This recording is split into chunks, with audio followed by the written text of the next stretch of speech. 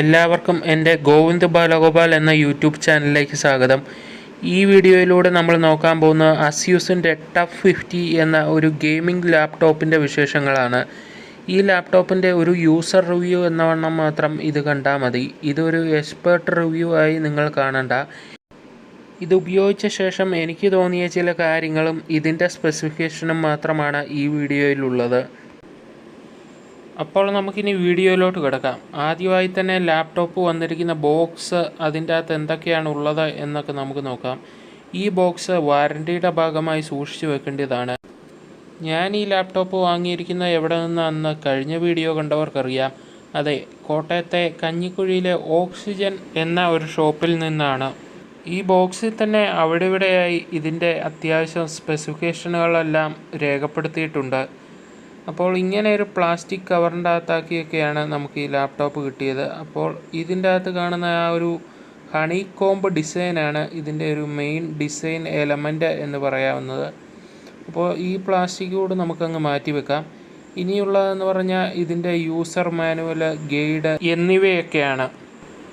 ഇതിൻ്റെ പ്രവർത്തന രീതി, ഇതിൻ്റെ പ്രധാന ഭാഗങ്ങൾ എന്നിവയൊക്കെ തന്നെ ചിത്രത്തിൻ്റെ സഹായത്തോടെ ഈ യൂസർ മാനുവലിൽ വളരെ വ്യക്തമായി വിവരിക്കുന്നുണ്ട്. അപ്പോൾ നമുക്ക് ഈ യൂസർ മാനുവലൊക്കെ ഒന്ന് മാറ്റി വെക്കാം. യൂസർ മാനുവൽ അല്ലാതെ ഈ ബോക്സിൽ കാണുന്ന കുഴിയിൽ തന്നെയായാണ് ഇതിൻ്റെ ചാർജർ നമുക്ക് ലഭിക്കുന്നത്. ആ ബോക്സിൻ്റെ അകത്ത് തന്നെ എല്ലാം വളരെ മനോഹരമായി അറേഞ്ച് ചെയ്ത് വെച്ചിട്ടുണ്ട്. ഇതിൻ്റെ ചാർജറും മറ്റ് സെറ്റപ്പും ഒക്കെ അത്യാവശ്യം ഒരു ഹെവി ലുക്കുള്ളത് തന്നെയാണ്. അതിൻ്റെ പിറകിലായി ഇത്തരത്തിൽ അതിൻ്റെ വാൾട്ട് എത്രയാണ് എന്നും മറ്റുള്ള കാര്യങ്ങൾ രേഖപ്പെടുത്തിയിട്ടുണ്ട്.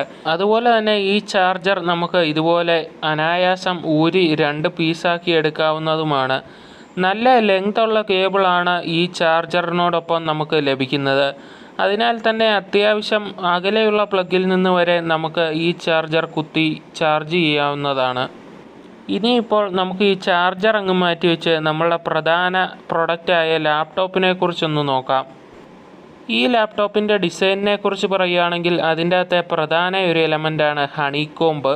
അതായത് ഹണി കോംബിനെ ബേസ് ചെയ്തുള്ള ഒരു ഡിസൈനാണ് ഈ ലാപ്ടോപ്പിൻ്റേത്. അപ്പോൾ ഈ ഹണി കോംബ് ഡിസൈൻ നമുക്ക് ഏറ്റവും കൂടുതലായി കാണാൻ സാധിക്കുന്നത് ഇതിൻ്റെ ബാക്ക് വശത്താണ്. ആ ബാക്ക് വശത്തായി കാണുന്ന ഡിസൈനിൻ്റെ അതേ പകർപ്പ് തന്നെയാണ് നമുക്ക് ഇതിൻ്റെ ബോക്സിലും മറ്റുമായി കാണുന്നത്. അതുകൂടാതെ തന്നെ ഇതിൻ്റെ എയർ വെൻറ്റുകളും ഹണി കോംബിൻ്റെ ആകൃതിയിലാണ്. ഹണി കോംബെന്ന് വെച്ചാൽ തേനീച്ചക്കൂട്. തേനീച്ചക്കൂട്ടിലെ ഓരോ ചെറിയ അറയുടെ രൂപങ്ങളാണ് ഇവിടെ ഓരോ വെൻറ്റിനും കൊടുത്തിരിക്കുന്നത് കാണുന്നത്. ഇതിൻ്റെ കൂളിംഗ് സിസ്റ്റം എല്ലാം തന്നെ പിൻവശത്തായാണുള്ളത്. ഇതിൻ്റെ സൈഡിലായാണ് ബാക്കി USB പോലെയുള്ള എക്സ്റ്റേണൽ ഡിവൈസുകൾ കണക്ട് ചെയ്യാനുള്ള സൗകര്യം. ഈ ലാപ്പിൽ 3 USB പോർട്ടുകളാണുള്ളത്.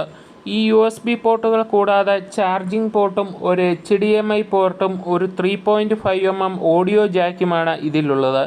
പിന്നെ ഒരു Type C കണക്ഷനും കൊടുക്കാനുള്ള സംവിധാനം ഇതിലുണ്ട്. ഇതിൽ 2 USBകൾ ഒരുമിച്ച് ഒരു വശത്തും മറ്റേത് അതിൻ്റെ നേരെ എതിർവശത്തുമായാണ് കാണപ്പെടുന്നത്. ഇവ കൂടാതെ ഇതിലൊരു ഈഥർനെറ്റ് പോർട്ടും കൂടിയുണ്ട്. പിന്നീടുള്ള ഇതിൻ്റെ പ്രധാന ഭാഗം ഇതിൻ്റെ നോട്ടിഫിക്കേഷൻ ലൈറ്റുകൾ അടങ്ങുന്ന നോട്ടിഫിക്കേഷൻ ബാറാണ്. അത് വളരെ മനോഹരമായി തന്നെ ലാപ്ടോപ്പ് അടച്ചു വെക്കുമ്പോഴും തുറന്നു വെക്കുമ്പോഴും ഒരേ രീതിയിൽ വിസിബിളാകത്തക്ക രീതിയിൽ വളരെ ബുദ്ധിപൂർവമാണ് അത് പ്ലേസ് ചെയ്തിരിക്കുന്നത്. ബാറ്ററി ലെവൽ, ചാർജിംഗ് സ്റ്റാറ്റസ് എന്നിവയൊക്കെയാണ് ഈ നോട്ടിഫിക്കേഷൻ ബാറിൽ പ്രധാനമായും കാണിക്കുന്നത്. അതിൻ്റെ സൈഡിൽ തന്നെയായി ടഫ് ഗെയിമിംഗ് എന്ന ഒരു ബാഡ്ജിങ്ങും നമുക്ക് കാണാൻ സാധിക്കും. ഇനി പറയാൻ പോകുന്ന ഈ ലാപ്ടോപ്പിൻ്റെ ഏറ്റവും ആകർഷണ ഘടകമായ ഇതിൻ്റെ മനോഹരമായ കീബോർഡിനെ കുറിച്ച് തന്നെയാണ്. വളരെ അഗ്രസീവ് ആൻഡ് സ്പോർട്ടി വൈബ് നൽകുന്ന ഒരു മനോഹരമായ കീബോർഡാണ് ഇതിനുള്ളത്. RGB കളറുകളെല്ലാം തന്നെ ഇവിടെ മിന്നിമായുന്നത് നമുക്ക് കാണാം. ഇതുകൂടാതെ തന്നെ ഈ കളറുകളെ കസ്റ്റമൈസ് ചെയ്യാനായിട്ട് നമുക്ക് സാധിക്കും. അതിനായി കീബോർഡിലുള്ള FN കീയും റൈറ്റ് കീയും ഒരുമിച്ച് പ്രസ് ചെയ്തുകൊണ്ട് ഇതിൻ്റെ മോഡുകൾ മാറ്റാനും FN കീയും അപ്പർ കീയും ലോവർ കീയും പ്രസ് ചെയ്തുകൊണ്ട് ഇതിൻ്റെ ബ്രൈറ്റ്നസ് കൂട്ടാനും കുറയ്ക്കാനുമായി നമുക്ക് സാധിക്കും.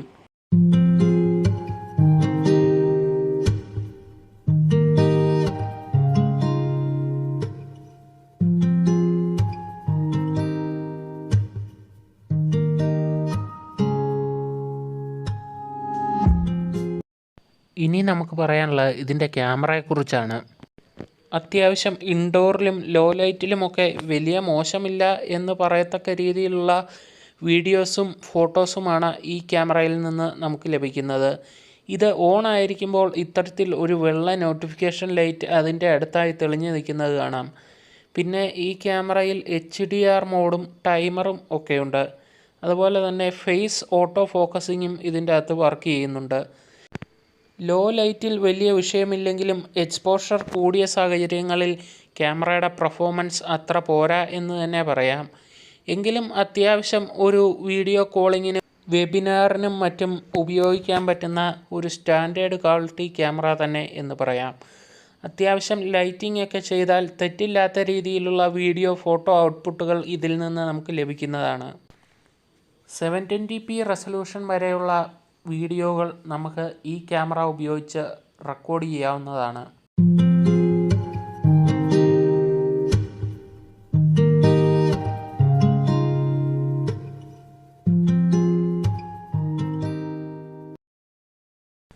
ഇതിൻ്റെ മറ്റ് ബേസിക് സ്പെസിഫിക്കേഷൻ എല്ലാം തന്നെ ഇത്തരത്തിൽ ഇതിൽ ഒരു സ്റ്റിക്കറായി പതിപ്പിച്ചിട്ടുണ്ട്. ഇനി ഇതിൻ്റെ ഡിസ്പ്ലേയെക്കുറിച്ച് പറയുകയാണെങ്കിൽ 144 Hz റിഫ്രഷ് റേറ്റുള്ള ഒരു അടിപൊളി ഡിസ്പ്ലേ ആണ് നമുക്ക് ഇതിൽ ലഭിക്കുന്നത്. വളരെ അൾട്രാ സ്മൂത്ത് എന്ന് പറയത്തക്ക രീതിയിലുള്ള പെർഫോമൻസ് ആണ് ഇതിൻ്റെ ഭാഗത്തു നിന്നുണ്ടാകുന്നത്.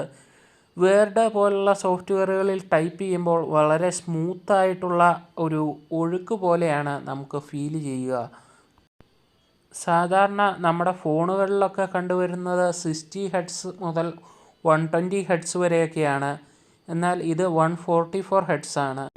അതുപോലെ തന്നെ ഡിസ്പ്ലേയെക്കുറിച്ച് പറയുമ്പോൾ പറയേണ്ട മറ്റൊരു പ്രധാന ഘടകമാണ് അത് പ്രൊഡ്യൂസ് ചെയ്യുന്ന കളർ ക്വാളിറ്റി. ഇതിൻ്റെ കളർ ക്വാളിറ്റി എന്ന് പറഞ്ഞാൽ അത്യാവശ്യം മെച്ചപ്പെട്ട ഒരു കളർ ക്വാളിറ്റി തന്നെയാണ്. അതിനാൽ തന്നെ വീഡിയോ എഡിറ്റിങ്, ഡിജിറ്റൽ പെയിൻറ്റിങ്, അതുപോലുള്ള ഡിസൈൻ വർക്കുകൾ മുതലായ കളർ ക്വാളിറ്റിയുടെ ആവശ്യകത കൂടുതലുള്ള വർക്കുകൾക്കായി ഈ ലാപ്ടോപ്പ് വളരെ നല്ലൊരു ചോയ്സ് തന്നെയാണ്.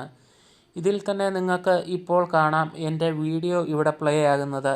ഇതേ വീഡിയോ തന്നെ ഞാൻ എൻ്റെ മൊബൈൽ ഫോണിൽ ഇട്ട് നോക്കുമ്പോൾ കിട്ടുന്ന ക്ലാരിറ്റിയും ഇതിലൂടെ കാണുമ്പോൾ ഉള്ള ക്ലാരിറ്റിയും തമ്മിൽ വളരെ വ്യത്യാസമുണ്ട്.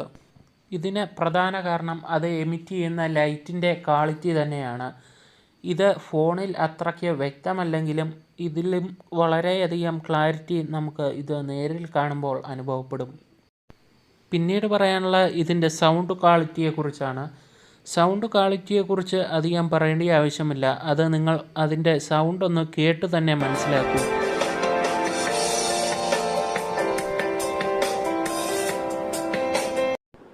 ഇപ്പോൾ ഇത്രയും മതി. ഇനി ഇതിൽ കൂടുതലിടുന്നില്ല, കാരണം എനിക്ക് കോപ്പിറൈറ്റ് അടിക്കാൻ സാധ്യതയുണ്ട്. ഇനി പറയാനുള്ള ഇതിൻ്റെ ബിൽഡ് ക്വാളിറ്റി അല്ലെങ്കിൽ ഇതിൻ്റെ ബോഡി മെറ്റീരിയലിനെ കുറിച്ചാണ്.